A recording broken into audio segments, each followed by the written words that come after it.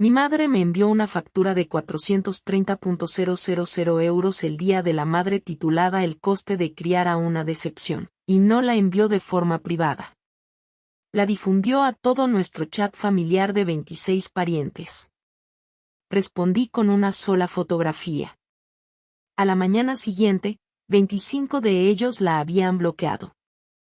La 26ª era mi abuela, y lo que hizo después fue mucho peor de lo que yo podría haber imaginado. Me llamo Elena Vargas. Tengo 32 años, soy contable forense en Madrid, y esta es la forma en que desmantelé a mi propia familia con nada más que matemáticas. Eran las 9 de la mañana cuando mi teléfono vibró en la encimera. Esperaba un mensaje de una amiga. En cambio, había una notificación del círculo familiar Wakefield, nuestro chat grupal extenso de tías, tíos y primos que apenas conocía. Mi madre, Carmen, había publicado un PDF. Solo el título me hizo hundir el estómago. El coste de criar a una decepción era una factura falsa desglosada con precisión aterradora. Mis brackets de la infancia, comestibles multiplicados a lo largo de 18 años, electricidad, agua, incluso la matrícula de la universidad comunitaria que yo misma había pagado mientras ella se negaba a aportar un céntimo. La línea final decía daños emocionales por no asegurar un marido de altos ingresos. En la parte inferior en fuente roja en negrita, 430.000 euros con un mensaje a todo el chat exigiendo el pago para el viernes o el exilio permanente de la familia. Debería haber llorado. En cambio, algo hizo clic en mi cerebro profesional. Soy Contable Forense. Caso números ocultos para vivir, y 430.000 euros era una cifra absurdamente específica. Nadie fabrica una deuda emocional con un número impar como ese. Redondean hacia arriba. Van a lo dramático. Piden $500,000. Un número tan preciso significa que existe un libro real en alguna parte. Y una fecha límite de viernes significa que se acerca una consecuencia real. Mi madre no solo estaba siendo cruel. Estaba en pánico. Mientras los parientes inundaban el chat, llamándome sin corazón. Lo silencié y abrí mi portátil. Si Carmen de repente necesitaba $500,000 en efectivo, su imagen impecable y libre de deudas se estaba agrietando en alguna parte. Y el sector inmobiliario es siempre el primer lugar al que va la gente cuando está desesperada. Busqué los registros de propiedad del condado de su dirección y empecé a indagar. Esa tarde, mi hermano Javier me emboscó en el vestíbulo de mármol de mi firma, vestido como un fundador de startups que nunca había lanzado nada, exigiendo que pagara o me humillaría delante de mis jefes. Lo dejé despotricar, luego le recordé con calma que yo había transferido su alquiler durante 3 años seguidos, mientras su empresa tecnológica revolucionaria quemaba dinero con 0 ingresos y 0 producto. Su arrogancia se quebró en rabia, y la seguridad lo escoltó fuera. Pero mientras lo arrastraban hacia las puertas, gritó una frase que lo cambió todo. La casa de mamá está en juego por tu culpa. Carmen siempre había presumido de poseer su casa por completo. Si de repente estaba en riesgo, había pedido prestado en secreto contra ella. De vuelta en mi escritorio, la base de datos del condado lo confirmó y una línea de crédito sobre el valor de la vivienda de 185.000 euros tomada 18 meses antes. Y por encima, un aviso de impago presentado 3 semanas atrás.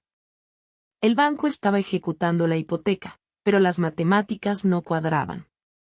Si solo necesitaba detener la ejecución, habría exigido 185.000 euros. No 430.000 euros. Lo escribí en un blog legal. 430.000 euros menos 185.000 euros igual a 245.000 euros. Un agujero sin explicar.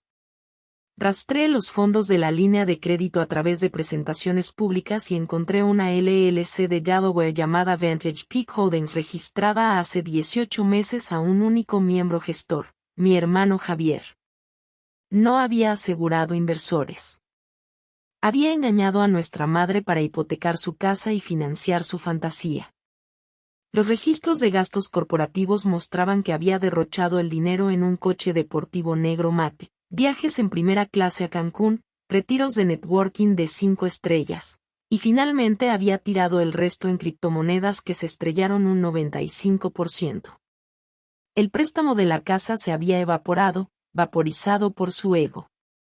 Pero todavía faltaban 245.000 euros, y Carmen no tenía otros activos, ni acciones, ni segunda propiedad. Solo quedaba un otro fondo de dinero en nuestra familia. El fideicomiso médico irrevocable de mi abuela Isabel, el fondo que mi abuelo difunto había establecido para garantizar su cuidado de por vida. Con Carmen instalada como fiduciaria, las fiduciarias tienen un deber fiduciario. Vaciar un fideicomiso médico no es solo crueldad, es un delito federal. Consulté el expediente público del Tribunal de Sucesiones y encontré la auditoría anual obligatoria del estado del fideicomiso programada para el 28 de mayo, 14 días después. La línea de tiempo se encajó con claridad enfermiza. Carmen vació la casa por Javier. Él lo perdió todo. El banco llamó y en lugar de admitir el fracaso, sacó ilegalmente 245.000 euros del fondo de cuidado de su propia madre para rescatarlo otra vez, apostando a que podría reponerlo antes de que nadie se diera cuenta. La factura no trataba de sentimientos heridos. Era un intento desesperado y calculado de extorsión para cubrir 2 libros mayores que se derrumbaban antes de que llegaran los auditores. No había visto a la abuela Isabel en 2 años. Carmen la había aislado en una nueva residencia asistida, y controlaba cada visita. Tomé un taxi al norte de Madrid, me abrí camino pasado el mostrador de recepción con charlas sobre la auditoría pendiente, y encontré a mi abuela en su habitación soleada, frágil pero de ojos afilados. No estaba enfadada de verme. Estaba aliviada y aterrorizada. Carmen había visitado días antes, sollozando que la bolsa se había estrellado y el fideicomiso estaba vacío, que Isabel tendría que mudarse a una residencia estatal en una semana. El gasto era diseñado para explicar el dinero que faltaba antes de la auditoría. Le conté la verdad. Carmen no había perdido el dinero. Lo había robado para salvar a Javier. Y ahora necesitaba una historia de cobertura. El miedo de mi abuela se endureció al instante en furia. Sacó un sobremanila oculto del cajón de su cómoda. Extractos bancarios que Carmen siempre intentaba confiscar después de hacerla firmar formularios de reconocimiento, pero Isabel había aprendido de mi abuelo a nunca destruir registros financieros. Dentro estaba la pistola humeante, una autorización de transferencia bancaria con la letra de Carmen, enviando exactamente 245.000 euros del fideicomiso a una cuenta offshore en las Islas Caimán beneficiario Vantage Peak Holdings. Y en la parte inferior, la firma de mi abuela falsificada. Carmen había cometido falsificación felona además de malversación felona. Acordamos un plan. Isabel jugaría el juego, fingiendo creer las mentiras de Carmen mientras yo escaneaba cada documento en un dossier encriptado. Esa tarde, Carmen escaló en el chat grupal, anunciando una intervención familiar obligatoria en un restaurante de carnes de lujo ese viernes, la misma fecha límite de su factura, amenazando con desheredarme formalmente si no aparecía con un cheque. Confirmé asistencia sin una palabra de protesta porque acababa de elegir exactamente el campo de batalla que necesitaba.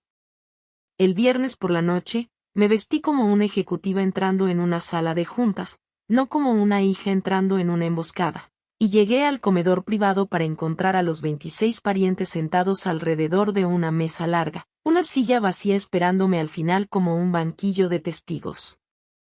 Carmen se sentó a la cabecera con un vestido negro de luto, Javier sonriente a su lado. Me senté, La miré directamente a los ojos y dije solo, buenas noches, Carmen. Estoy aquí. Empecemos. Usando su nombre de pila de